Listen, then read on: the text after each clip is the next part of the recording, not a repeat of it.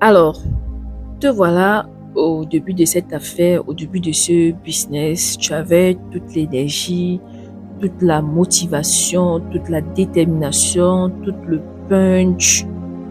Bref, rien ne pouvait t'arrêter.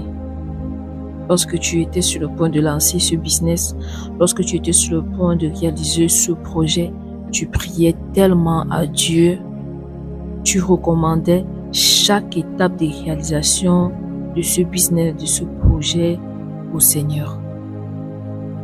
Mais au jour d'aujourd'hui, une fois que tu t'es lancé, tu as commencé à vendre, tu as commencé à avoir des clients. Non, aujourd'hui, tu es très occupé.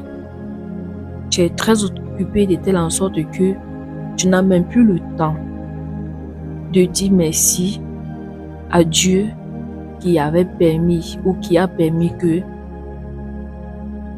ce business ou ce projet soit une réalité aujourd'hui.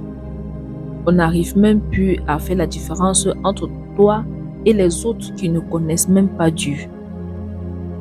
Parce que tu es occupé,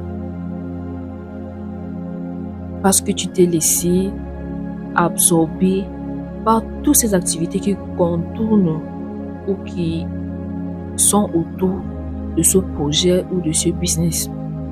Oui, on connaît toutes les réalités que c'est pas facile, c'est pas évident, c'est pas si.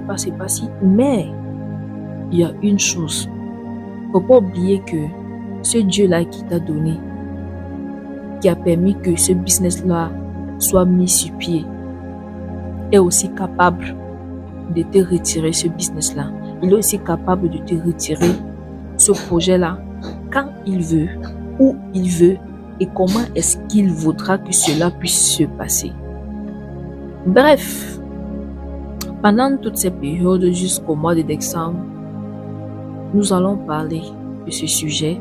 Nous allons chercher à remédier à ce problème. Nous allons chercher à retourner au Père comme on l'était avec lui avant ce business. Faut pas oublier ce que la parole de Dieu dit. À quoi servira-t-il à un homme? À quoi te servira-t-il de gagner tous les clients de ton pays? D'avoir la meilleure stratégie de vente, d'avoir les excellents produits, les excellents fournisseurs et tout. Et puis qu'à la fin, tu perds ton âme. On n'ira pas au ciel avec ces business